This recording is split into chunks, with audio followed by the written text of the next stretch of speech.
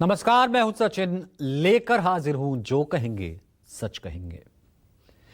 PM Modi ने पिछले साल 15 अगस्त को लाल किले की प्राचीर से एक बात कही थी। वो ये थी कि देश के 1 लाख ऐसे नौजवानों को राजनीति में लाएंगे जिनके परिवार का सियासत से कोई लेना देना ना हो। लेकिन आज बिहार का शपथ ग्रहण समारोह था। नई नीतीश सरकार के शपथ ग्रहण समारोह में खुद पीएम मोदी की मौजूदगी में जो तस्वीरें दिखी, उससे माना जा रहा है कि कुछ बातें सिर्फ भाषणों में ही कही जा सकती हैं, क्योंकि आज नीतीश सरकार में कई युवाओं को मौका जरूर मिला, लेकिन लगभग सब ऐसे जो किसी न किसी परिवार से, वंश से ताल्लुक रखते हैं। ऐसे में top story of the day सवाल ये, क्या सियासत से वंशवाद को खत्म करना एनडीए नेताओं का सिर्फ जुमला है? बिहार में 26 में 7 मंत्री परिवारवादी। क्या वंशवाद पर बीजेपी ने अपनी रणनीति बदल दी? और जब विपक्ष के परिवारवाद पर चोट, तो फिर अपने साथियों के मामले में क्या खोट? दूसरी स्टोरी आपको दिखाएंगे सुप्रीम कोर्ट के एक फैसले से जुड़ी। सुप्रीम कोर्ट ने राष्ट्रपति के भेजे प्रेसिडेंशियल रेफरेंस पर क्या फैसला सुनाया है? सवाल ये, विधानसभा से पास विधेयकों को कब तक रोक सकते हैं राष्ट्रपति और राज्यपाल? और आज इसी पर हमारे साथ रहिए, क्योंकि जो कहेंगे सच कहेंगे।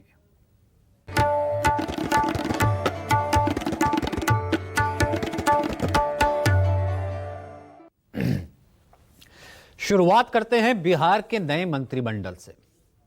आज नीतीश की नई सरकार का शपथ ग्रहण हुआ। पटना के गांधी मैदान में आयोजित भव्य कार्यक्रम में पीएम मोदी की मौजूदगी में नीतीश कुमार 10वीं बार बिहार के मुख्यमंत्री पद की उन्होंने शपथ ली। उनके बाद बीजेपी नेता और तारापुर से विधायक सम्राट चौधरी ने मंत्री पद की शपथ ली। वे प्रदेश के डिप्टी सीएम बनाए गए। सम्राट के बाद बीजेपी विधायक दल के उपनेता और लखीसराय से विधायक चुने गए विजय कुमार सिन्हा ने भी मंत्री पद की शपथ ली। इन्हें भी डिप्टी सीएम बनाया गया।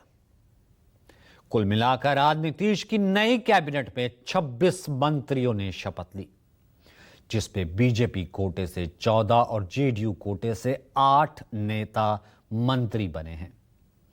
इसके अलावा चिराग पासवान की एलजेपीआर से 2, जीतन राम मांझी की हम और उपेंद्र कुशवाहा की आरएलएम से एक मंत्री बनाए गए हैं। सबसे पहले नीतीश कुमार, फिर सम्राट चौधरी और फिर विजय सिन्हा के बाद ग्रुप में मंत्रियों का शपथ ग्रहण हुआ। इनमें जेडीयू कोटे से विजय कुमार चौधरी, विजेंद्र प्रसाद यादव और श्रवण कुमार के अलावा बीजेपी कोटे से मंगल पांडे और दिलीप जायसवाल के साथ जेडीयू कोटे से एक और मंत्री अशोक चौधरी ने पहले ग्रुप में शपथ ली। इसके बाद जेडीयू की लेशी सिंह, बीजेपी के नितिन नवीन, जेडीयू के मदन सहनी, बीजेपी के रामकृपाल यादव, हम के संतोष कुमार सुमन और जेडीयू के सुनील कुमार दूसरे ग्रुप में उन्होंने शपथ ली। फिर बीजेपी के अरुण शंकर प्रसाद, सुरेंद्र मेहता, नारायण प्रसाद और रमा निषाद ने भी मंत्री पद की शपथ ली। आखिर में बीजेपी लखेंद्र कुमार पासवान, श्रेयसी सिंह, प्रमोद कुमार चंद्रवंशी, संजय कुमार टाइगर और सबसे चौंकाने वाला नाम आरएलएम से उपेंद्र कुशवाहा के बेटे दीपक प्रकाश ने शपथ ग्रहण की। वैसे तो इस मंत्रिमंडल में जातीय गणित के साथ ही नए पुराने लगभग हर समीकरण का ख्याल रखा गया, लेकिन एनडीए के इस मंत्रिमंडल में एक बात हैरान करने वाली थी, बेहद चौंकाने वाली थी। वो ये कि नीतीश सरकार का यह नया मंत्रिमंडल परिवारवाद का एक बड़ा नमूना बन गया। नीतीश सरकार में कुल बने 26 मंत्रियों में से 7 5 और 2 7 ऐसे हैं जो किसी ना किसी सियासी परिवार से ताल्लुक रखते हैं। यह आलम तब है जब सीएम नीतीश कुमार से लेकर एनडीए के सबसे बड़े चेहरे और पीएम मोदी खुद परिवारवादी राजनीति के खिलाफ हमेशा से मुखर रहे हैं। अपने चुनावी भाषणों में भी कई बार नीतीश कुमार और नरेंद्र मोदी इसकी खिलाफत कर चुके हैं। तो बहुत लोग अपने परिवार को बढ़ाते रहता है। जननायक कर्पूरी ठाकुर जी से ही सीख करके हमने भी अपने किसी परिवार को आज तक नहीं बढ़ाया है। बिहार ने दशकों तक परिवारवाद का नुकसान देखा है, परिवारवाद का दंश सहा है। परिवारवाद और सामाजिक न्याय ये एक दूसरे के घोर विरोधी है।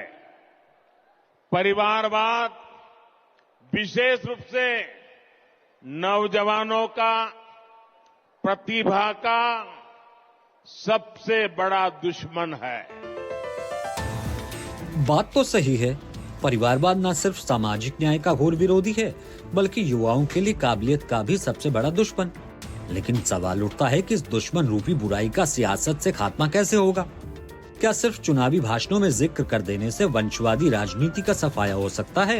ये सवाल इसलिए भी क्योंकि एनडीए के रणनीतिकारों और बड़े चेहरों की कथनी और करनी में बड़ा अंतर है। कम से कम बिहार में एनडीए सरकार के शपथ ग्रहण के बाद तो ये पूरे तरीके से स्पष्ट हो गया कि राजनीति में परिवारवाद की बातें भी चुनावी जुमला हैं। दरअसल बिहार में आज नई नीतीश सरकार के गठन में जिन नेताओं ने मंत्री पद की शपथ ली, उनमें से कई ऐसे हैं जो किसी न किसी सियासी खानदान से ताल्लुक रखते हैं। कुछ तो ऐसे भी हैं जिनका पूरा का पूरा परिवार ही इस वक्त सियासत में एक्टिव है। इस लिस्ट पे सबसे बड़ा नाम बीजेपी की ओर से डिप्टी सीएम बनाए गए सम्राट चौधरी का है। सम्राट चौधरी वैसे तो इससे पहले भी नीतीश सरकार में डिप्टी सीएम थे, लेकिन उनका सीधा कनेक्शन बिहार के बड़े सियासी रसूखदार परिवार से है। सम्राट चौधरी मुंगेर जिले के बड़े नेता शकुनी चौधरी के बेटे हैं। शकुनी चौधरी समता पार्टी से लेकर लालू यादव की आरजेडी, नीतीश कुमार की जेडी और जीतन राम मांझी की पार्टी हम में भी रह चुके हैं। शकुनी चौधरी 7 बार विधायक और सांसद रह चुके हैं। वहीं सम्राट की मां पार्वती देवी भी तारापुर से विधायक रह चुकी हैं। इसके बाद नंबर आता है बांकीपुर से बीजेपी के टिकट पर विधायक चुने गए नितिन नवीन का। नई सरकार में एक बार फिर मंत्री बने नितिन बीजेपी के कद्दावर नेता रहे दिवंगत नवीन किशोर सिन्हा के बेटे हैं। नवीन किशोर सिन्हा 1995 से 2005 तक लगातार 4 बार बीजेपी के टिकट पर पटना पश्चिम सीट से विधायक रह चुके हैं। उनकी मौत के बाद नितिन नवीन राजनीति में आए और 2006 से लगातार वे बांकीपुर सीट से विधायक हैं। नीतीश की नई सरकार में जमुई से बीजेपी के टिकट पर विधायक बनी श्रेयसी सिंह भी शामिल है। इनके दिवंगत पिता दिग्विजय सिंह दिग्गज नेता रहे हैं। बांका से अलग अलग पार्टियों से कई दफे सांसद रहे हैं। साथ ही केंद्र की चंद्रशेखर और वाजपेयी सरकार में मंत्री भी। इसके अलावा श्रेयसी सिंह की मां पुतुल कुमारी भी बांका की सांसद रह चुकी हैं। नीतीश कुमार में नई मंत्री बनी और से बीजेपी विधायक रमा निषाद का परिवार भी सियासत से भरा पूरा है। रमा निषाद मुजफ्फरपुर के पूर्व बीजेपी सांसद अजय निषाद की पत्नी हैं। वहीं पूर्व दिग्गज नेता और केंद्रीय मंत्री दिवंगत कैप्टन जय नारायण निषाद की बहू हैं। रमा निषाद पहली बार बीजेपी से अपनी किस्मत आजमाते हुए औराई विधानसभा क्षेत्र से विधायक बनी।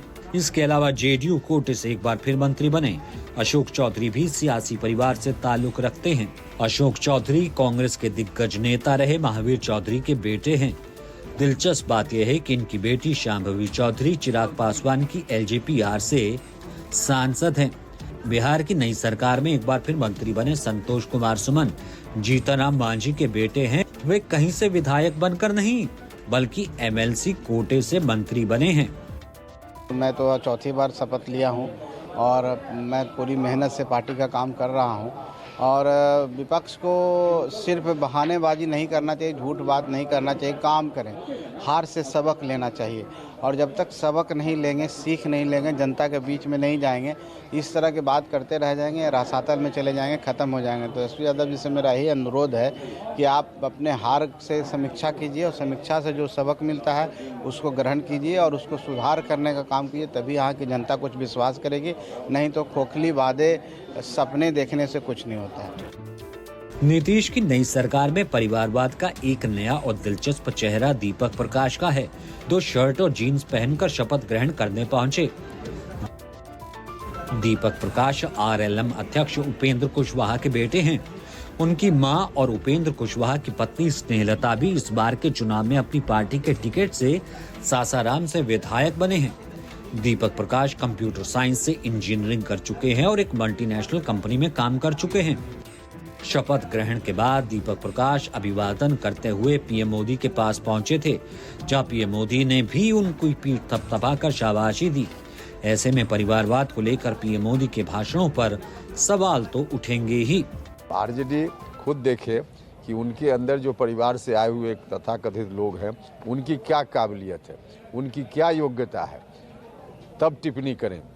दीपक प्रकाश में काबिलियत है, योग्यता है, कंप्यूटर साइंस से पढ़ाई की उसने और लाखों रुपया का जॉब छोड़ करके समाज सेवा में आया है। तो दोनों में बहुत डिफरेंस है। तो इस आधार पर लोगों को आकलन करना चाहिए। जहां तक ये परिवारवाद की बात है, आप देखिए ऐसे भी आप आजादी से लेकर अभी तक देख लीजिए, हर थोड़े थोड़े समय पर आप देखते रहेंगे कि राजनीति का अपराधीकरण होते रहा है। आप समय समय पर देखेंगे कि कई सारे लोग जो भ्रष्टाचार करके, जनता का पैसा लूट करके भ्रष्टाचार करने वाले लोग, घृणित से घृणित अपराध करने वाले लोगों को भी राजनीति में मौका मिल जाता है। ऐसे में जब एक पढ़े लिखे, साफ नियत वाले युवा को मौका मिल रहा है तो इस चीज का स्वागत होना चाहिए। ये भी दिलचस्प है कि पीएम मोदी अपने भाषणों में यहाँ तक कह चुके हैं कि मैंने लाल किले से ये आह्वान किया है कि देश में 1 लाख ऐसे नौजवानों को राजनीति में लाऊंगा जिनके परिवार का राजनीति से कोई लेना देना नहीं है। मैंने लाल किले से एक आह्वान किया है, मैं देश के 1 लाख ऐसे नौजवानों को राजनीति में लाऊंगा जिनके परिवार का राजनीति से कोई लेना देना नहीं है। लेकिन तस्वीर देखिए कि आज पीएम मोदी के सामने ही बिहार की नई सरकार के कई युवा चेहरों ने शपथ ली, लेकिन उनमें आम परिवार से आने वाले कम बल्कि सियासी परिवार से आने वाले ज्यादातर युवा थे। तो अंदाजा लगा सकते हैं कि जिस गठबंधन के मौजूदा सर्वे सर्वा लगभग अपने हर मंच से वंशवादी राजनीति के खिलाफ बयान देते हैं, उस गठबंधन की सरकार भी परिवारवादी राजनीति से अलग नहीं है। और न सिर्फ सरकार बल्कि बिहार में चुने गए विधायकों में भी सियासी घरानों से आने वाले नेताओं की फेहरिस्त लंबी है। एनडीए में शामिल बीजेपी, नीतीश कुमार की जेडीयू, चिराग पासवान की एलजेपी आर, जीतनराम मांझी की हम और उपेंद्र कुशवाहा की पार्टी आरएलएम में बड़ी संख्या में ऐसे उम्मीदवारों को अब की बार मैदान में उतारा जिनका सीधा संबंध किसी न किसी राजनीतिक परिवार से था। बीजेपी ने इस बार चुनाव में 101 उम्मीदवार उतारे थे, जिनमें से 89 सीटों पर पार्टी ने जीत हासिल की। इन विजेता विधायकों में 12 नेता राजनीतिक परिवारों से आते हैं, जिसमें सम्राट चौधरी, नीतीश मिश्रा, नितिन नवीन, श्रेयसी सिंह, संजीव चौरसिया, सुजीत कुमार, रमा निषाद, केदारनाथ सिंह, विशाल प्रशांत, राकेश रंजन, त्रिविक्रम नारायण सिंह और विनय सिंह का नाम शामिल है। जेडीयू ने 101 सीटों पर अपने उम्मीदवार उतारे थे, जिनमें से 85 प्रत्याशियों को जीत मिली है। जेडीयू की तरफ से जीत दर्ज करने वाले परिवारवादी नेताओं में 11 नाम शामिल हैं, जिसमें अनंत सिंह, महेश्वर हजारा, चेतन आनंद, ऋतुराज कुमार, कोमल सिंह, शालिनी मिश्रा, मंजीत कुमार सिंह, रणधीर कुमार सिंह, शुभेंदु मुकेश, विभा देवी और मनोरमा देवी का नाम शामिल है। परिवारवाद के मामले में हिंदुस्तानी आवाम मोर्चा यानी एचएम के प्रमुख और केंद्रीय मंत्री जीतनराम मांझी सबसे आगे हैं। एनडीए गठबंधन में बंटवारे के तहत जीतनराम मांझी की पार्टी को 6 सीटें मिली थी। इन 6 सीटों में से 5 पर रिश्तेदारों या राजनीतिक परिवार से जुड़े लोगों को टिकट दे दिया, जिसमें से 3 सीटों पर जीतनराम मांझी ने अपने परिवार वालों को मैदान में उतारा। सब जीत गए। चुनाव में मांझी की बहू दीपा कुमारी, समधन ज्योति देवी, दामाद प्रफुल्ल मांझी चुनाव जीतकर विधायक बने। वहीं अतरी सीट से जीते रोमित कुमार पूर्व सांसद अरुण कुमार के भतीजे हैं। कुल मिलाकर देखे तो मांझी की पार्टी के 80% विजयी विधायकों का सीधा संबंध मांझी परिवार से है। इस फेहरिस्त में आरएलएम चीफ उपेंद्र कुशवाहा भी एक नया उदाहरण पेश करने में कामयाब रहे। गठबंधन के तहत आरएलएम को भी 6 सीटें मिली थी। 4 सीटें जीतने में वो कामयाब रही। इसमें एक कुशवाहा की पत्नी स्नेहलता, जो सासाराम से विधायक बनी हैं। वहीं दिनारा से पूर्व मंत्री संतोष सिंह के भाई आलोक कुमार सिंह को टिकट दिया गया, वो भी विजय रहे। और सबसे खास बात यह कि बिना कोई चुनाव लड़ाए कुशवाहा ने अपने बेटे दीपक प्रकाश को नीतीश सरकार में मंत्री भी बनवा दिया। इन सब के अलावा चिराग पासवान की पार्टी ने 29 में से 19 सीटें जीती, जिसमें गोविंदगंज से राजन तिवारी के भाई राजू तिवारी भी चुनाव जीते हैं। यानी चिराग की पार्टी भी परिवारवाद से अछूती नहीं है। यानी साफ है कि दावा चाहे जितना भर कर लें, लेकिन एनडीए भी परिवारवाद से दूर नहीं। तो सीधी सी बात है, सच का लब्बो-लुआब ये है कि कथनी कुछ और करनी कुछ और। तो जो कहेंगे सच कहेंगे कि दूसरे सेगमेंट का रुख करते आज इस सेगमेंट में हम राष्ट्रपति और राज्यपाल बनाम सुप्रीम कोर्ट विवाद का पूरा विश्लेषण आपको दिखाएंगे। सुप्रीम कोर्ट की 5 जजों की संविधान पीठ ने राष्ट्रपति द्रौपदी मुर्मू के भेजे गए प्रेसिडेंशियल रेफरेंस पर आज ऐतिहासिक फैसला सुनाया।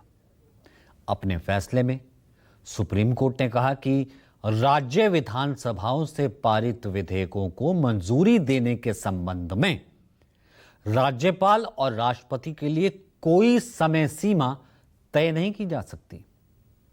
कोर्ट ने कहा कि न्यायपालिका भी बिलों को मान्य स्वीकृति नहीं दे सकती। हालांकि कोर्ट ने साफ कहा कि राज्यपाल विधानसभा से पास हुए बिलों को अनिश्चित काल तक अपने पास लटका नहीं सकते। ऐसा करना संघीय ढांचे को गहरी चोट पहुंचा सकता है।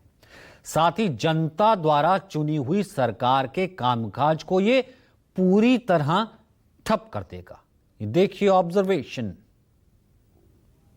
व्यक्तियों की सीमा तय करने के मामले पर पिछले कुछ महीनों से चल रही खींचतान पर सुप्रीम कोर्ट ने आखिरकार मुहर लगा दी। सुप्रीम कोर्ट ने साफ कर दिया कि दोनों संवैधानिक पदों को किसी टाइमलाइन से नहीं बांधा जा सकता। 5 सदस्यीय संविधान पीठ ने सर्वसम्मति से कहा कि राज्य विधानसभाओं द्वारा पारित विधेयकों को स्वीकृति देने के लिए राज्यपाल और राष्ट्रपति के लिए कोई समय सीमा निर्धारित नहीं की जा सकती। जो पावर है धारा 200 और 201 के तहत संविधान का, वह एक डिस्क्रिशनरी पावर है गवर्नर का और प्रेसिडेंट का। उसमें किसी भी तरह का इंटरफेरेंस कोर्ट के द्वारा नहीं किया जा सकता है। दूसरी बात उन्होंने कहा कि जो पावर दिया गया है गवर्नर को, उस पावर का एक्सरसाइज उनको करना है, चाहे वो कंसेंट दे दे, एसेंट दे दे बिल पे, या वो एसेंट को रिजर्व कर ले और दोबारा वो सदन को भेज दे कि उस पर वो विचार करे अपने ऑब्जर्वेशन के साथ। लेकिन वो इनऑर्डिनेट डिले नहीं कर सकते हैं। इसीलिए माननीय अदालत ने कहा कि जो अधिकार है गवर्नर का धारा 200 और 201 के तहत, वो जस्टिसिएबल नहीं है और न ही काउंसिल ऑफ मिनिस्टर्स के एडवाइस से वो बाध्यकारी है, बल्कि वो विशुद्ध उनका डिस्क्रिशन है। उस पर किसी तरह का न तो काउंसिल ऑफ मिनिस्टर्स एडवाइस दे सकता है और न बिल के मेरिट पर कोई न्यायालय अपना डायरेक्शन दे सकता है। कोर्ट ने कहा कि न्यायपालिका भी ऐसे मामलों में डीम्ड एसेंट यानी अनुमानित स्वीकृति नहीं दे सकती, क्योंकि ये पूरी तरह राज्यपाल और राष्ट्रपति का क्षेत्र है। डीम्ड एसेंट को आसान भाषा में कहा जाए तो अगर राज्यपाल और राष्ट्रपति के पास कोई बिल मंजूरी के लिए गया है और वो समय पर जवाब नहीं देते, तो कानून ये मान लेता है कि मंजूरी दे दी गई है, यानी बिना बोले भी बिल को पारित मान लिया जाता है। हालांकि सुप्रीम कोर्ट ने बिल की स्वीकृति के लिए समय सीमा देने से इनकार कर दिया, लेकिन ये भी कहा कि अगर देरी होती है तो कोर्ट दखल दे सकता है। सुप्रीम कोर्ट ने स्पष्ट किया कि राज्यपालों के पास विधानसभा पारित बिलों को लेकर केवल 3 विकल्प हैं। इनमें या तो बिल को मंजूरी दी जाए या बिल पर पुनर्विचार के लिए विधानसभा को वापस भेजा जाए, या अंतिम विकल्प ये है कि अगर बिल संविधान की मूल भावना के खिलाफ है तो उसे राष्ट्रपति के पास भेजा जाए। कोर्ट ने यह भी कहा कि बिल को चुपचाप ड्रॉर में बंद करके रखना संवैधानिक गतिरोध पैदा करना है जो स्वीकार नहीं किया जा सकता। कोर्ट ने राज्यपालों की भूमिका को सिर्फ रबर स्टैंप नहीं माना है। उसने कहा कि चुनी हुई सरकार ही गाड़ी की ड्राइवर सीट पर बैठती है, वहां दो लोग नहीं बैठ सकते, लेकिन राज्यपाल का रोल पूरी तरह औपचारिक भी नहीं है। सामान्य मामलों में उन्हें मंत्रिमंडल की सलाह माननी ही पड़ती है, पर कुछ खास परिस्थितियों में वे अपने विवेक का इस्तेमाल कर सकते हैं। अगर इनऑर्डिनेट डिले होता है, गवर्नर अपने पावर के वो एक्सरसाइज नहीं करता है, तो अदालत जो कॉन्स्टिट्यूशनल कोर्ट से वो लिमिटेड डायरेक्शन दे सकता है मैंडेमस का कि वो अपना ड्यूटी डिस्चार्ज करे, न कि मेरिट पर कोई डायरेक्शन दे सकता है। तो आज का जो ये ओपिनियन है बहुत ही बैलेंस्ड ओपिनियन है और संविधान की व्याख्या उन्होंने की है, धारा 200 और 201 की व्याख्या की है, उसके प्रोवाइजोज की व्याख्या करते हुए आज राष्ट्रपति को अपना ओपिनियन दिया है। संविधान विशेषज्ञों का मानना है कि जिस बेंच ने अप्रैल महीने में राज्यपाल बनाम तमिलनाडु सरकार मामले पर फैसला दिया था वो 2 जजों की डिवीजन बेंच थी, जबकि किसी भी तरह के संवैधानिक बदलावों पर विचार करने या उस पर फैसला देने के लिए कम से कम 5 जजों के संविधान पीठ की आवश्यकता होती है। चीफ जस्टिस BR गवई की अध्यक्षता में जिस बेंच ने इस मामले पर फैसला दिया है वो 5 जजों की कॉन्स्टिट्यूशनल बेंच यानी संविधान पीठ है। इस मामले में चीफ जस्टिस BR गवई की अगुवाई वाली संविधान पीठ में सुनवाई हुई।